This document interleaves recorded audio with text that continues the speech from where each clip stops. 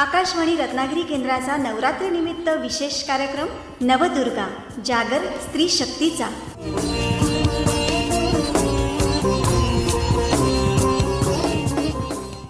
नमस्कार श्रोते हो. नवदुर्गा जागर स्त्री शक्तीचा या आकाशवाणी रत्नागिरी केंद्राच्या विशेष कार्यक्रमात मी सोनाली कानेटकर आपल्या सर्वांचं मनापासून स्वागत करते. आज नवरात्रीतला दुसरा दिवस, दुसरी माळ आणि आजच्या दिवसाच्या आपल्या विशेष आमंत्रित दुर्गा आहेत रत्नागिरी जिल्हा शासकीय रुग्णालयाच्या जिल्हा शल्यचिकित्सक डॉक्टर संघमित्रा फुले गावडे. मॅडम नमस्कार. नमस्कार. आकाशवाणी रत्नागिरी केंद्रामध्ये आपलं स्वागत आहे. धन्यवाद. मॅडम, 1999ला आपण ग्रामीण रुग्णालयातल्या सेवेला सुरुवात केली. आज 2023 साल चालू आहे, म्हणजे गेली 24 वर्ष आपण या वैद्यकीय क्षेत्रात काम करताय. या 24 वर्षांच्या आपल्या प्रवासाविषयी आम्हाला जाणून घ्यायला खूप आवडेल. मी माझं PG झाल्यानंतर रत्नागिरीमध्ये मी जॉईन झाले आणि मला पहिली पोस्टिंग ग्रामीण रुग्णालय लांजामध्ये मिळाली. तिथून माझ्या वैद्यकीय नोकरीची सुरुवात झाली आणि टेम्पररी मेडिकल ऑफिसर म्हणून जॉईन झाली आणि तिथं मी सगळ्या प्रकारची सेवा जे मेडिकल ऑफिसरने द्यायची ते देत होते. त्याच्यानंतर मी 2001मध्ये माझी वर्ग 2ची पहिली MPSC क्लिअर झाली. त्याच्यानंतर 10 वर्ष मी वर्ग 2 म्हणून सेवा केली. मग 2011मध्ये जिल्हा शल्यचिकित्सक संवर्ग क्लास 1ची मी MPSC पास होऊन मी रत्नागिरीमध्ये परत रुजू झाले आणि तेव्हापासून मी जिल्हा शासकीय रुग्णालयामध्ये सेवा देते. ENT सर्जन म्हणून मी पेशंट बघत होते. 2011मध्ये ट्रेनिंग सेंटरचं पण काम करत होते. जिल्ह्यातले सगळ्या स्टाफ नर्स, ANM, त्याच्यानंतर मेडिकल ऑफिसर्स ह्यांना इमर्जन्सी सिच्युएशनमध्ये किंवा PSC, RH, SDHमध्ये येणाऱ्या रुग्णांना इमर्जन्सी काय सेवा द्यायला पाहिजे, विशेष करून नवजात मूल व आई, गरोदर आई ह्यांना, त्याच्यासाठी आम्ही विशेष ट्रेनिंग देत होतो. असं माझं हे प्रवास झालं आहे. रुग्णसेवा पण होती, ट्रेनिंग पण होतं, ॲडमिनिस्ट्रेशन पण होतं आणि खडतर होतं, परंतु ते मी केलं.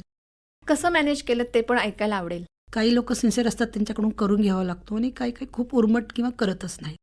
तर या सगळ्या लोकांना तोंड दिले. त्याच्यासाठी आपल्याला सर्वप्रथम दर दिवशी त्यांच्या कामाचं आढावा घ्यावा लागतो, त्याच्यावर लक्ष ठेवावं लागतं. ते काम करतात की नाही, येतात की नाही, किती रुग्णांना सेवा देतात, त्यांचं जे रेकॉर्ड्स असतात ते आम्ही बघत होतो. त्या रेकॉर्ड्सवरून बरेच वेळेस आपल्याला कळतो.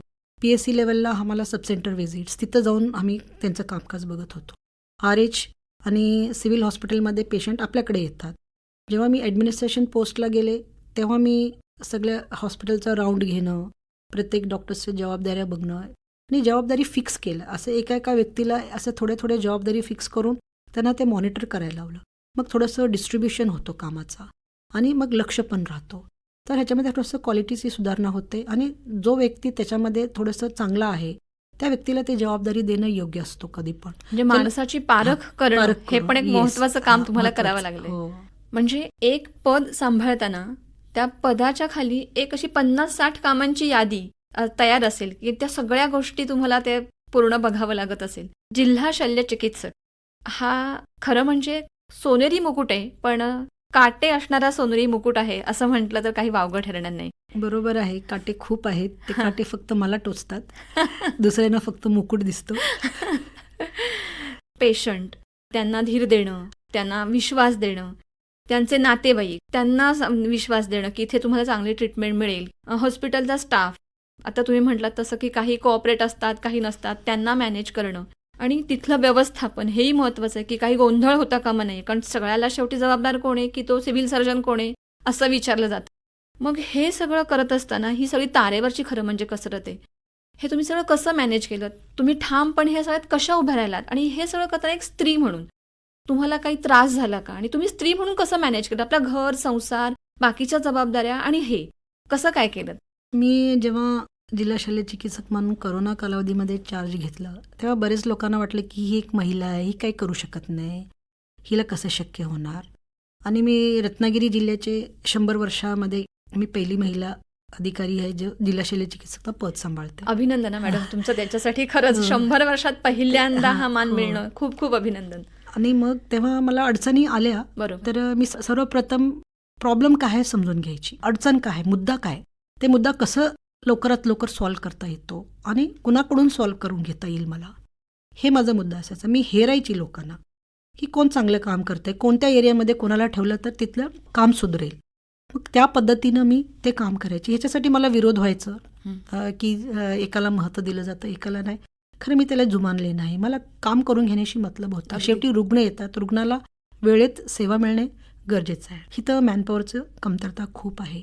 जे उपलब्ध मॅनपॉवर आहे त्याच्यामध्ये काम करावं लागतंय. ती पण एक अगदी तारेवरची कसरतच आहे. कसरत, बरोबर. ते तारेवरची कसरत आहे आणि त्याच्यामधून त्या कर्मचाऱ्याची मानसिकता. हां. तर काही चांगले कर्मचारी मला भेटले जे काम करत होते, परंतु काही कर्मचारी अजिबात करत नव्हते. त्यांनाही सांभाळून घ्यायचं, त्यांना समजूतदारपणाने समजवायचं. कधी कधी वेळ आली तर मेमो काढायचं. कारवाईचं बडगा पण केलेला आहे. बरोबर. तर मी मॉनिटर करते अटेंडन्स. त्या अटेंडन्स मॉनिटरिंगमुळे थोडंसं फरक पडतो. लोक येतात, मग त्यांना काय काम दिलं, ते काम किती दिवसात त्यांनी पूर्ण केलं तेही पाठपुरावा करावा लागतो. आणि प्रत्येक गोष्टीचं जसं आम्ही आमच्या SDHRHला अनुदान देतो, ते खर्च केला का नाही, ते पेशंटसाठी वापरला का नाही, जसं ते अनुदान दिलं ते वापरलं का नाही, त्याचा पाठपुरावा करावा लागतो. कर्मचारी असतात त्यांना त्याच्या मागे लावावा लागतो आणि त्याचा फॉलोअप घ्यावा लागतो. प्रत्येक गोष्टीचा फॉलोअप घ्यावा लागतो आणि दर महिन्याला मीटिंग्स असतात, आमचे VC असतात. मग त्याच्यानंतर आपल्याला कळतं किती पेशंट्स ॲडमिट आहेत. त्यांना सांगायचं की मग त्यांना तसं नोटीस देतो आम्ही की ते ह्या लेवलला तुमचं काम कमी आहे, तर तुम्ही सुधारणा करा, तुमची OPD वाढवा, तुमची IPD वाढवा. तर ते मॉनिटरिंग करून, मॉनिटरिंगसाठी काही कर्मचारी असतात त्यांच्या मागे लागणं, त्यांचं वर्क चार्ट बघणं कसं आहे, त्याच्यावरून जर समजा एखादं सर्जन 10 सर्जरी करत असाल तर तो डेडिकेटेड आहे, तो एकच सर्जरी करत असाल तर ते तेवढा कार्यक्षम म्हणजे आहे की नाही असं आपल्याला कळतो. तर असं त्यांचं कामकाज बघून अंदाजा येतो आणि तिथं प्रोत्साहन द्यायचं. आणि म्हणजे सगळ्या कामावर बारीक लक्ष ठेवणं हे सगळ्यात Yes, महत्वाचं आहे. कोरोना काळातल्या आपल्या कामाला मॅडम खरं तर हॅट्स ऑफ आहेत. कसं सगळं मॅनेज केलं? कोरोना हे कालच एक भयानक होती की जे आम्ही रुटीन पेशंट तर बघत होतो, परंतु हे अचानक एक काहीतरी जिथं 1-2 पेशंट सिरियस व्हायचे तिथं अचानक 50-60 पेशंट सिरियस होतात आणि नॉर्मल दिसणारा पेशंट अचानक सिरियस होतो. हे काहीतरी प्रकार होतं आणि लोकांना त्याच्याबद्दल एक भीती होती लोकांच्या मनामध्ये. ते भीती पण घालवणं, तिथं काउन्सिलिंग खूप गरजेची होती. पेशंटचं सायकॅट्रिक काउन्सिलिंग करणं आम्हाला खूप गरजेचं होतं. त्यावेळेस पूर्ण यंत्रणा, महसूल, पोलीस, आरोग्य तर होतंच त्याच्यामध्ये, असं इतर यंत्रणांचं पण आम्हाला शिक्षक वर्ग पण हे सगळं आम्हाला सपोर्ट केले. त्यांचा सपोर्ट आम्ही घेतलं. बट मेन मुद्दा आरोग्याकडे होतं. आरोग्याकडे मॅनपॉवर कमी होतं. आम्ही मॅनपॉवरची मागणी केली आणि लगेच आम्हाला मॅनपॉवर मिळालं पण. सिनियर मंडळीकडून त्या मॅनपॉवरला ट्रेन करून घेणं, म्हणजे एक सिनियर मंडळी त्याच्या हाताखाली 4-5 ज्युनियर मंडळी ठेवून आम्ही ते ट्रेन करून घेऊन त्यांना चांगलं इथं केलं. वुमेन्स हॉस्पिटल 100 बेडचं होतं सुरुवातीला, मग ते आम्ही 300पर्यंत घेऊन गेलो. सिव्हिल हॉस्पिटल 200 बेडचं होतं, तेही आम्ही 400पर्यंत घेऊन गेलो. असं करून स्लोली इन्फ्रास्ट्रक्चर वाढवलं कोविडमध्ये. आणि मग सेकंड वेव्हमध्ये जास्त पेशंट आले तरी आम्ही त्यांना सेवा देऊ शकलो. तिथं जास्त कॉम्प्लिकेशन्स, जास्त सिरियस पेशंट दिसले. पहिल्या लाटेमध्ये पण दिसले, पण तेवढं प्रमाण नव्हतं. पहिल्या लाटेमध्ये लॉकडाऊन स्ट्रिक्ट होतं, बाकी सगळ्या गोष्टी स्ट्रिक्ट होते, त्याच्यामुळे अगदी. थोडंसं तिथं कंट्रोल करता आलं.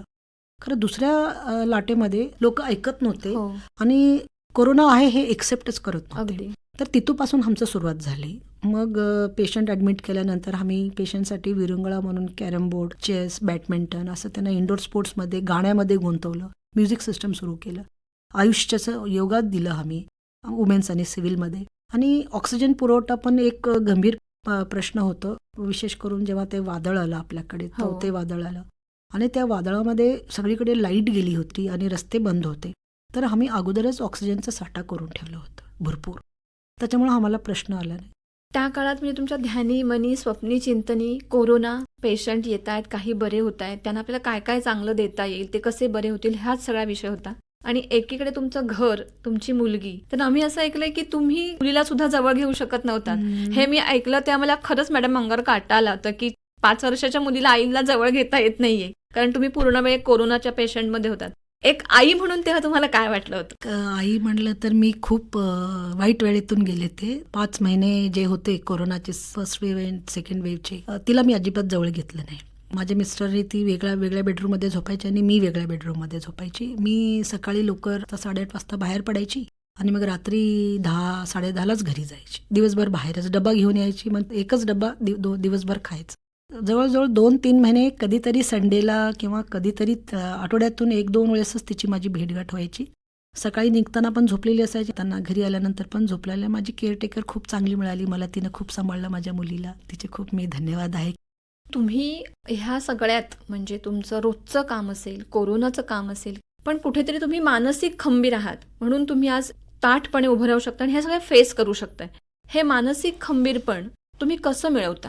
काय करता? तुम्ही स्पोर्ट्समन आहात, तुम्ही खेळ खेळलायत, कसं मॅनेज करताय? स्पोर्ट्समध्ये मी वेळ काढते. स्वतःसाठी? हां, माझ्या मुलीबरोबर थोडंसं बॅडमिंटन वगैरे खेळते. कधी मिळालं तर जाऊन टी वगैरे खेळते, कुठं संधी मिळाली तर. हं.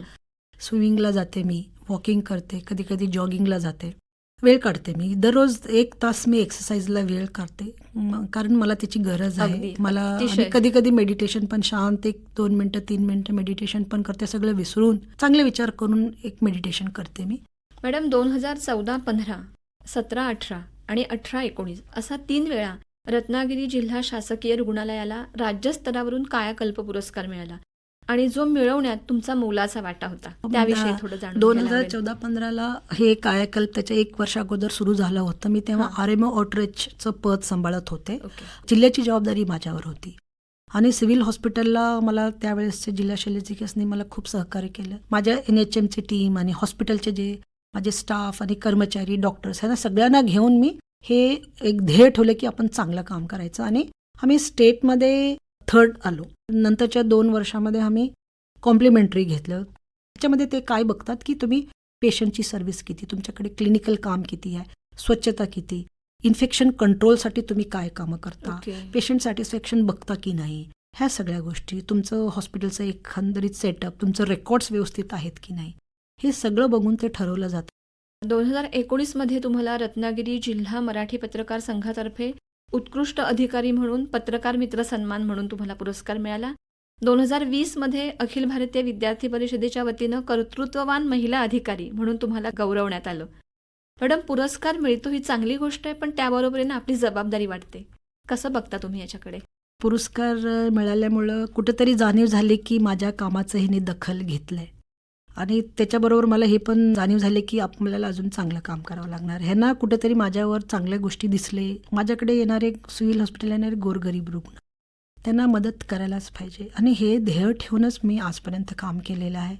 आणि मी माझ्या सगळ्या कर्मचाऱ्यांना सांगत असते की रुग्ण आपला पहिला देव आहे, त्याला देव समजून त्याची सेवा करा. जसं मंदिरामध्ये आपण देवाचे समोर नतमस्तक होतो, तसं रुग्णाच्यासाठी पण तुम्ही काम करा. आपल्या ह्या नोकरीमुळं आपलं घर चालतं, आपल्याला पगार मिळतो, हे कुठेतरी आपण लक्षात ठेवायला पाहिजे. कामाप्रती प्रामाणिक हे असणं राहायलाच पाहिजे. गरजेचं आहे आणि अगदी. ते मी कायम मेंटेन केलेली आहे गेले 24 वर्ष. माझ्यामध्ये तसूभरी बदल झालेले नाही. त्याच्याबद्दल मी डेडिकेटेडली काम करते आणि ते ध्येय ठेवून करते. मॅडम, खूप खूप छान वाटलं आज तुमच्याशी बोलून आणि इतक्या डेडिकेटेडली एवढ्या उच्च पदावर असून काम करून ग्राउंड टू अर्थ तुम्ही खूप छान आहात. तुम्हाला असंच भरपूर काम करायची शक्ती दुर्गा देऊ दे. मॅडम, आज तुम्ही इथे आलात आणि तुमच्या कार्यकर्तृत्वाविषयी आम्हाला जाणून घेण्याची संधी दिलीत, त्याबद्दल आकाशवाणीच्या वतीने तुमचे खूप खूप आभार. सगळ्यांना नवरात्रोत्सवाची खूप खूप शुभेच्छा. श्रोते हो, समाजात अशा अनेक आधुनिक दुर्गा आहेत ज्यांनी आपल्या कर्तृत्वानं अनेक समस्यांवर मात करून यश संपादन केलंय किंवा अगदी आपलं घर संसार सावरलाय. अशा सर्व मातांना मनोमनवंदन.